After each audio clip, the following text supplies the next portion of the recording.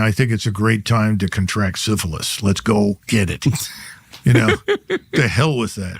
Do you think at the Pentagon, you no longer work at the Pentagon, but if you were to, spend a week there talking to people off the record, like what would be the level of support for new wars?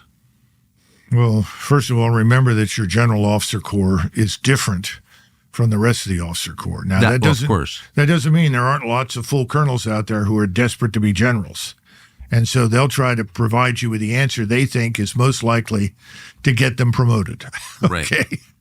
Right. But when you go into the general officer corps at the 3- and 4-star level, they have been conditioned for decades to look for trouble, literally. Right. In other words, go out and find a reason why we need Central Command. Right. We need Africa Command. We need European Command. We need Pacific Command. Now we call it Indo-Pacific. Insane. When I was sitting over at the National Defense University before I retired, they came over and said, well, we're going to have Africa Command. And I looked at, and Abizade at the time was the J5. I said, why?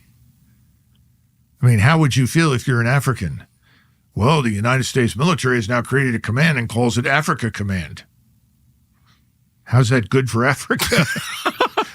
Are you planning on invading, I mean, having been to Africa, the last thing Africans need is a column of U.S. or British or French troops marching through the neighborhood.